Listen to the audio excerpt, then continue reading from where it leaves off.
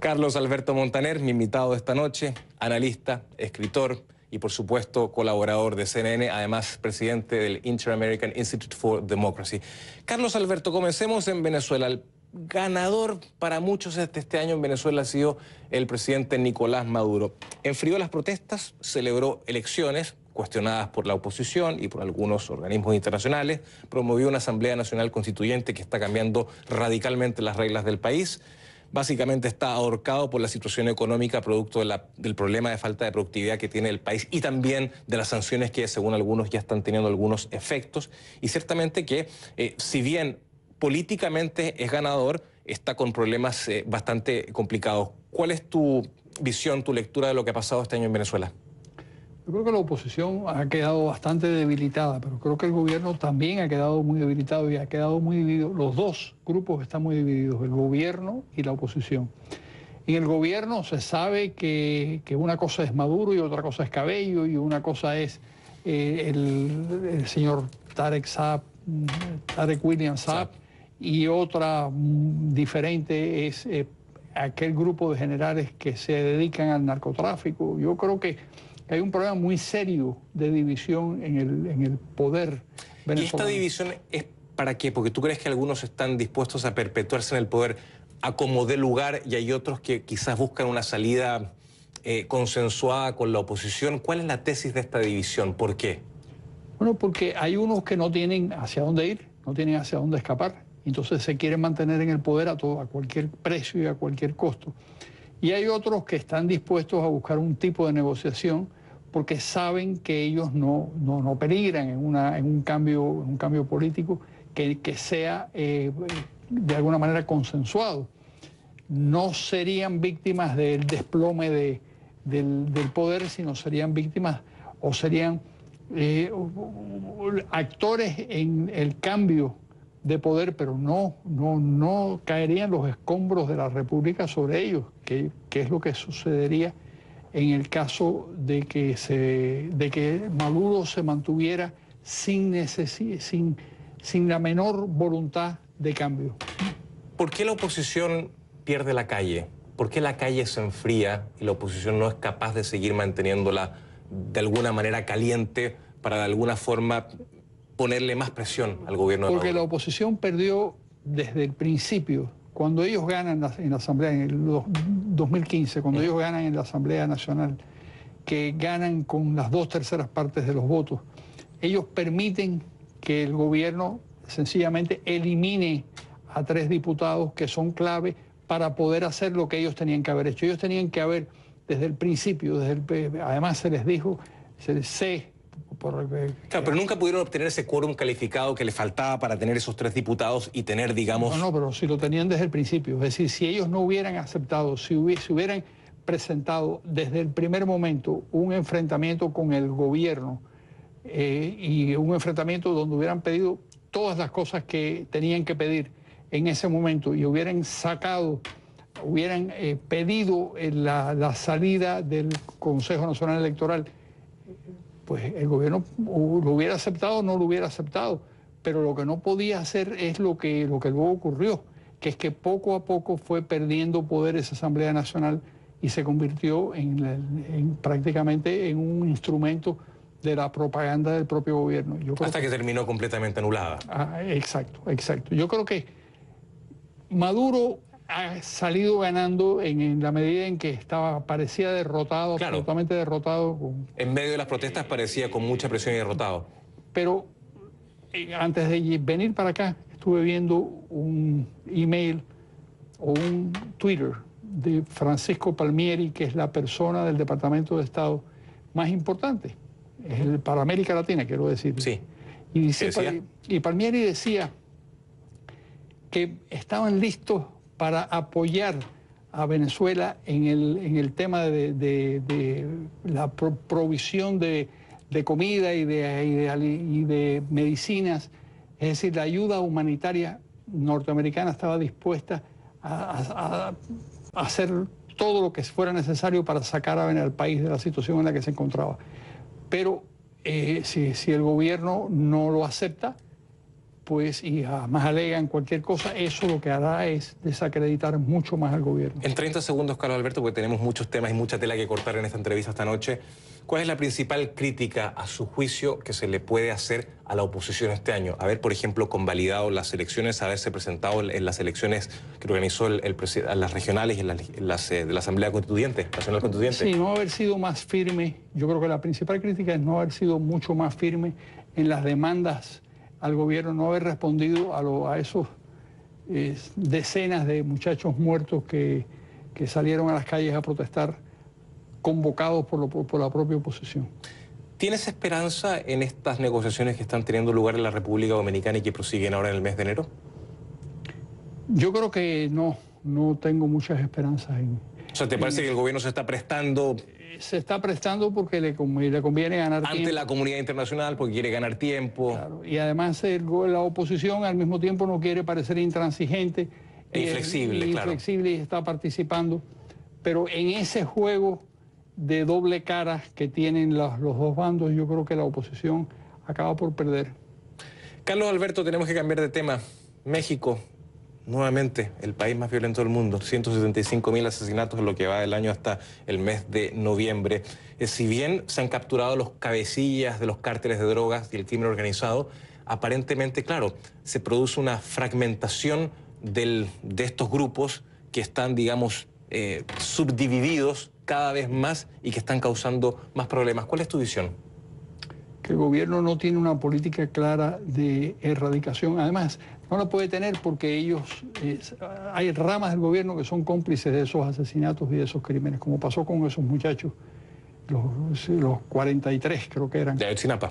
Claro, que donde el gobierno tenía una culpabilidad directa, pero no podían de alguna manera castigarlos, y entonces ese gobierno yo creo que es un gobierno que no tiene la posibilidad, José Manuel, de perseguir efectivamente a esos criminales. Y no hay una política de erradicación, pero además Pero los números son aterradores, Carlos Alberto. No, es horrible. O sea, 175.000 muertos es más muertos que las guerras la guerra, 3 veces más muertos que la guerra de Corea para los Estados Unidos. ¿No te llama la atención que una vez que se conocen estas cifras, los organismos internacionales de derechos humanos no los hemos escuchado quizás con tanta fuerza denunciar esto? ¿No debería ser esta cifra, que realmente es aterradora, materia de discusión de la OEA o de organismos internacionales? Bueno, México es una democracia, realmente es una democracia muy débil, muy frágil, y que además con complicidades muy extrañas con distintos grupos. Pero yo creo que hay el propósito de no generarles más problemas a los mexicanos. Problemas que se van a agravar si todo parece indicar, Andrés Manuel López Obrador es el próximo presidente de México. Los problemas todos se van a agravar. Representando a Moreno, a su partido político, y ciertamente que, bueno, veremos cuáles son las cartas que va a tener el Partido Revolucionario Institucional y el Partido de Acción Nacional, que se ha aliado con el PRD, el Partido de la Revolución Democrática, al que en su día perteneció Andrés Manuel López Obrador. Te voy a preguntar sobre el NAFTA, si crees que va a fracasar, si crees que va a prosperar, negociaciones que están pendientes, pero me lo vas a contestar al regreso de la publicidad. Marcamos la primera pausa, pero antes les recuerdo que pueden dejar sus comentarios en nuestra página de Facebook, facebook.com/conclusionesCNN, también en mi cuenta en Twitter, que es @JosemanuelCNN, @JosemanuelCNN, y utilicen, por favor, la etiqueta de esta noche, que es #ConcluLatam. #ConcluLatam.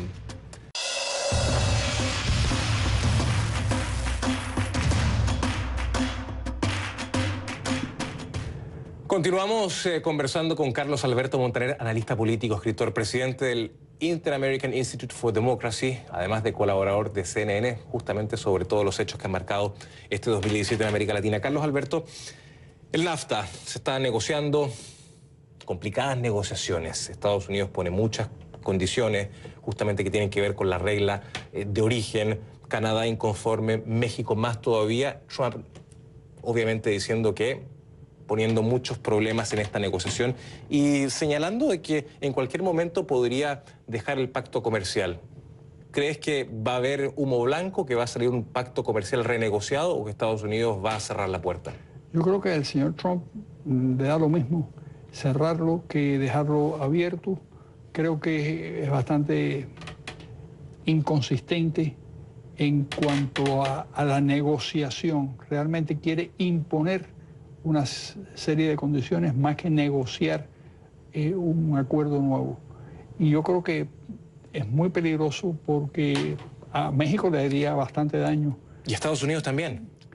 Estados Unidos también, pero menos.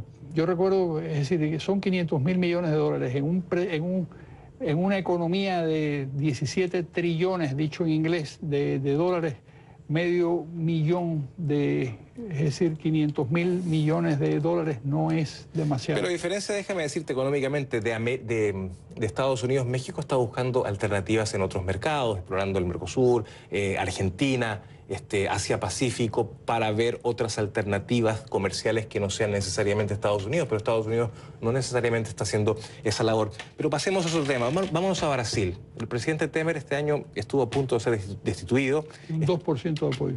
2% de apoyo. Pensaba que tenía 8%. Bueno, me has desayunado nada con la noticia. 2%. Nada. Sí, nada. Prácticamente el presidente con menos apoyo en toda América Latina. Y emblemáticamente, la clase política está muy deteriorada en todas partes del mundo. América Latina no es la excepción. Y Brasil, ciertamente, por todos los hechos políticos que desencadenaron con la destitución de Dilma, con los problemas que hay con Temer, con las sospechas de presunta corrupción, con una clase política que obviamente está involucrada en escándalos de corrupción sin precedentes en Brasil. Eso hace que esta realidad sea así, que Brasil esté en estos minutos de la forma en que está, que los electores estén tan asqueados de la política. Sí, es lo que sucede. Y sucede, entre otras razones, porque el pueblo brasileño, como en general los pueblos latinoamericanos, no tienen una noción de la corrupción como algo grave. En todas las encuestas la corrupción aparece en el lugar número 8, en el lugar número 10, en el lugar número 12. ¿Cuándo debería aparecer más arriba? Claro, debía ser el primer problema o el segundo problema de cada uno de los países. Supongamos que el primer problema es la violencia, el segundo debería ser la corrupción, y sin embargo no es así. Y no es así, entre otras razones, José Manuel, porque el clientelismo lo que hace es que de alguna manera forja una relación que está basada en que el Estado te da algo y te regala algo, y eso es algo sencillamente... Claro, la nata decía que la corrupción es como el aire acondicionado. Al comienzo molesta un poco, pero después te acostumbras. Cambio de tema. Cuba-Estados Unidos. Este año las relaciones pasan por su peor momento y parece que no van a mejorar. ¿Por qué? No van a mejorar, bueno, entre otras razones porque al señor Trump no le interesa que mejoren, y al señor Raúl Castro tampoco. Raúl Castro tuvo la oportunidad de mejorar las relaciones con los Estados Unidos en la época de Obama, y mientras negociaba con Obama estaba sirviéndole armas y ayudando a Corea del Norte. Quiere decir que la posición del gobierno cubano es muy ambivalente con relación a los Estados Unidos. De la misma manera que mientras negociaba con Obama estaban atacando acústicamente a los diplomáticos y estaban molestando. Hay 2 diplomáticos que tienen sordera permanente. O sea que no es una cosa de juego, es una cosa realmente muy grave lo que ha pasado ahí. Y yo creo que el gobierno cubano no tiene ningún interés, y el gobierno de Trump tampoco, así que de ahí las cosas no van a pasar de otro modo. El tiempo en televisión se hace extremadamente corto. Nos quedó en el tintero PPK, pero lo hemos conversado a partir de esta semana y ha pasado recientemente. Argentina, Macri se ha consolidado como una alternativa de gobernabilidad, claro, tras años de kirchnerismo y de peronismo, con una muy buena elección legislativa. Cristina Fernández con sus problemas judiciales, lo decíamos al comienzo del programa. Chile ganó Sebastián Piñera y se impuso frente al actual oficialismo. También hay un tema de gobernabilidad interesante. Y las elecciones en Honduras, que bueno, fueron bastante polémicas, reñidas, y seguirán siendo tema, por supuesto, Carlos Alberto Montaner el próximo año.